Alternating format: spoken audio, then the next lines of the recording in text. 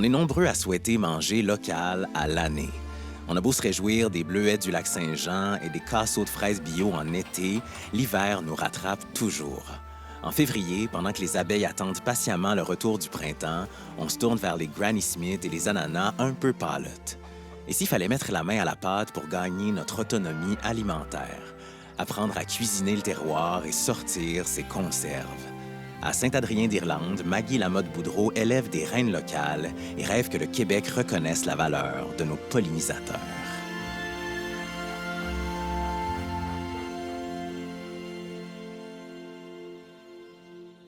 Ma compagnie s'appelle Rayon de miel. C'est dans les 3 plus grosses entreprises productrices de reines abeilles au Québec. Plus jeune, j'ai toujours eu un intérêt très marqué pour les insectes en général.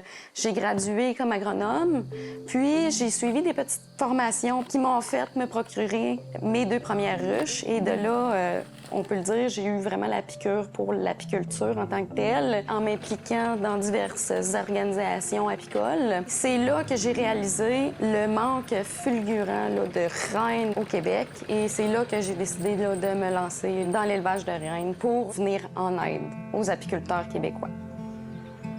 J'ai découvert le miel en tant que tel quand j'ai pu goûter au miel directement dans la ruche. C'est comme un bon vin, ça a des fragrances, tout dépendant de la fleur qui est butinée. Puis ça m'a amené à découvrir aussi que les abeilles ont vraiment une société. Ils ont des castes, il y a la reine, le faux-bourdon. Les ruches sont intelligentes, ils ont évolué pour exploiter chacune de ces ouvrières-là à son plein potentiel en la faisant travailler le plus possible dans la ruche avant de l'envoyer à l'extérieur où c'est le plus dangereux pour elle. Là.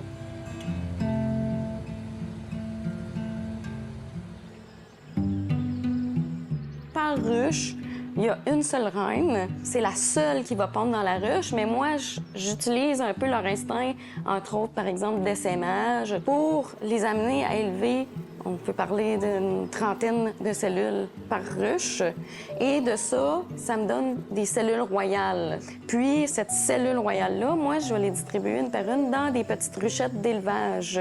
Puis les abeilles qui sont dans ces petites ruchettes-là, le seul travail que je leur demande, c'est de prendre soin de l'œuf et de prendre soin de la reine une fois qu'elle est éclose jusqu'à ce qu'elle aille se faire féconder à l'extérieur. Il faut qu'il fasse au moins 20 degrés Celsius, qu'il n'y ait pas de vent, pas de pluie. Elles vont sortir, aller se faire accoupler dans un site vraiment spécial. Même moi, j'ai pas encore trouvé où mes reines s'accouplent exactement.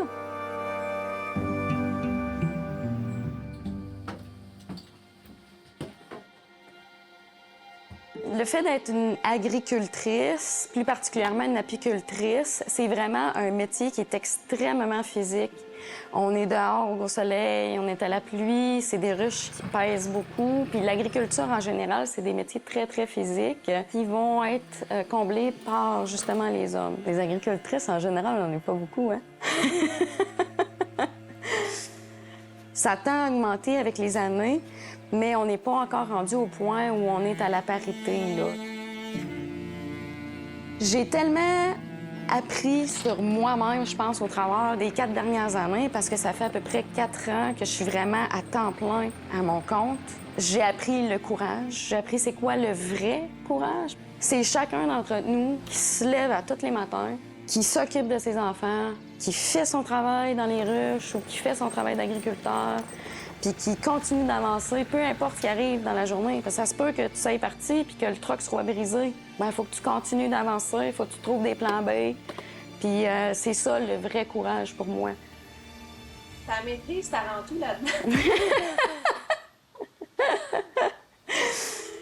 Le projet sur lequel je travaille dans le cadre de ma maîtrise est vraiment super intéressant au niveau de l'autonomie alimentaire du Québec, dans le sens où je travaille en fait à mettre des reines en banque pendant l'hivernage. Parce que normalement, une ruche hiverne avec une seule reine pendant l'hiver, alors que moi, je vais lui demander d'en hiverner 40 dans la même ruche pour les ressortir très, très tôt au printemps, au moment où, pour les éleveurs de reines, c'est impossible de produire des reines abeilles à cause de notre printemps qui est trop froid. Donc, en les sortant début mai, fin avril, on est capable de venir soit remplacer une reine qui est morte dans la ruche pendant l'hiver, soit multiplier les ruches pour augmenter le cheptel des apiculteurs et donc participer encore plus à la pollinisation des cultures. Le fait d'avoir des reines qui sont élevées localement, ça nous permet d'améliorer notre autonomie alimentaire parce que ce sont des ruches qui sont adaptées à nos floraisons puis qui vont avoir un meilleur succès de survie l'hiver. Au Québec, il y a vraiment beaucoup de travailleurs étrangers qui viennent travailler pour justement contribuer à notre autonomie alimentaire. Moi, je me sens fière de les faire venir parce que j'ai le sentiment que je les aide. J'aide leur famille à vivre parce que leur salaire là-bas est même plus capable de fournir à leurs besoins essentiels. C'est des gens travaillants, c'est des gens de cœur, c'est des gens qui donnent tout ce qu'ils peuvent donner, sont disponibles en tout temps pour m'aider. Puis on a vraiment une belle relation presque familiale. Quand on fait des fêtes de famille, ils sont invités. On fait des feux de camp à la maison, des barbecues avec eux autres. C'est vraiment plaisant de les avoir là au sein de l'entreprise. Quand j'ai commencé la production de reines, c'était vraiment dans le but de venir aider et de soutenir les autres apiculteurs autour de moi. Puis je suis contente de voir que l'entreprise continue sa croissance. Ça, c'est parce que les apiculteurs me démontrent une confiance. Puis je ressens une fierté vraiment incroyable de pouvoir justement contribuer autant à leur famille qu'à leurs entreprises.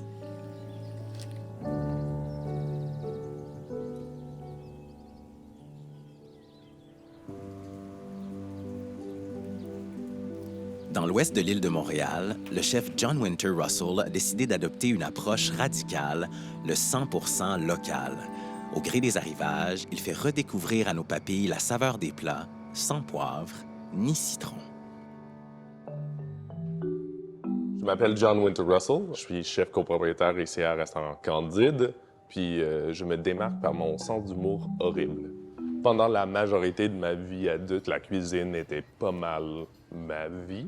Il y avait un moment où je pensais que peut-être je pouvais convaincre quelqu'un qui avait déjà un restaurant de me laisser faire l'idée du Candide. J'ai essayé, j'ai passé comme 8 ou 9 mois à un restaurant, puis ça n'a vraiment pas fonctionné. J'ai dit, mais la seule façon que je vais être capable de faire ça, c'est si je le fais moi-même. Parce que tu peux pas le faire à comme 30%. Pourquoi Candide fonctionne, c'est parce que tout est interrelié. On voulait faire une nourriture 100% locale. Je voulais voir où on pouvait amener ça, mais également, je trouvais ça hypocrite de demander à des personnes de venir nous supporter comme petite entreprise et pas supporter des petites entreprises nous-mêmes. Mais je suis un peu radical. Mais je suis pas dogmatique. Dans les premières 2 ans, on a vraiment commencé à parler de supporter les personnes qui travaillent ici, assurer que tout le monde était sur 4 jours semaine, puis des assurances collectives, des vacances payées, assez de structure pour que les personnes puissent faire des carrières au Candide.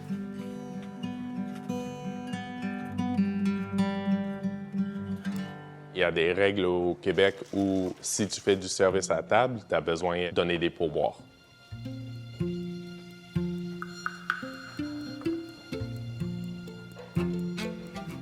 Le truc, c'est que le moment où tu vas aux tables pour faire du service, tu dois être mis dans cette pool-là. Alors, qu'est-ce que j'ai fait? C'est que quand on a construit ça, on a dit la cuisine va apporter les assiettes aux tables. Ça fait que tout le monde dans le restaurant fait du service. Ça veut dire que tout le monde rentre dans le pool de pouvoir.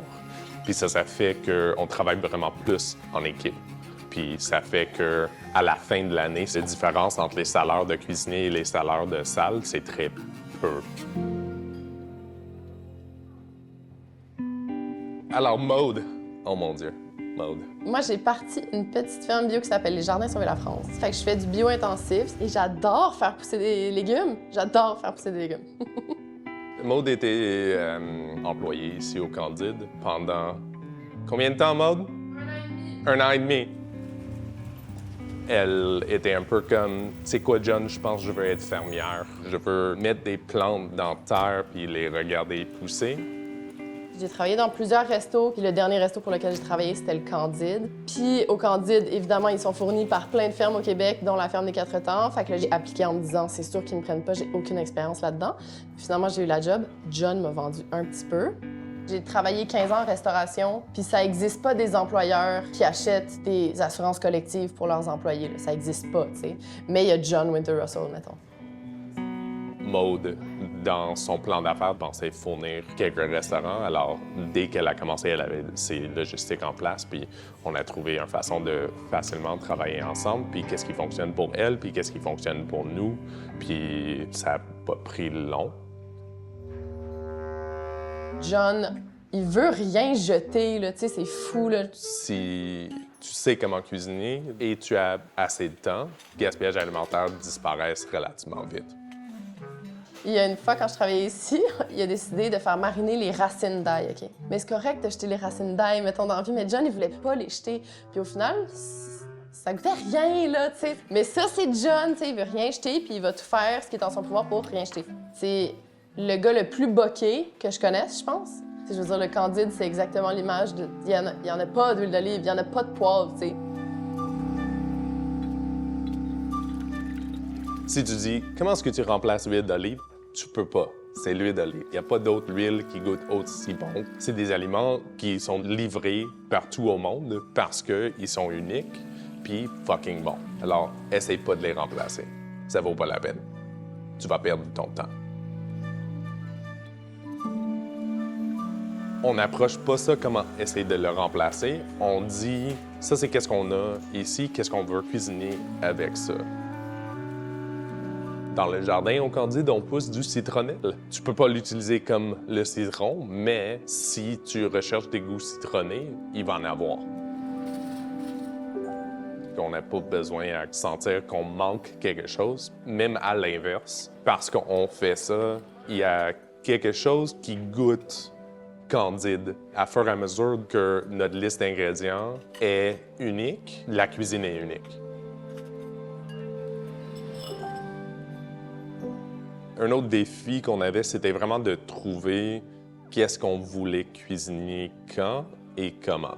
On a vite réalisé qu'en janvier, on ne voulait pas servir juste des racines. Alors, vite, on avait besoin de mettre en place un gros programme de conserve. Ça fait que notre vie est vraiment plus facile, c'est juste un peu plus de travail. C'est difficile de parler de souveraineté alimentaire. On pousse vraiment beaucoup de choses au Québec et sont vraiment bonnes. Les tomates, pendant la saison des tomates, je les mettrais à côté de n'importe quelle tomate de n'importe quelle autre place au monde. Ils seraient au même niveau. Le truc, c'est qu'on a 5 à 6 mois par année où on pousse rien ou très peu. Alors, je pense de mettre en place une possibilité où les personnes peuvent continuer d'acheter des aliments du Québec, pas frais, mais en conserve, également, ça aiderait. Mais si la production artisanale n'est pas comme suivie d'un support logistique, on va seulement arriver à mi-chemin. Pas juste une question de production de nourriture, c'est également accès à cette nourriture-là. Comment est-ce qu'on peut faire que c'est aussi facile l'accès aux aliments qu'aller au dépanneur?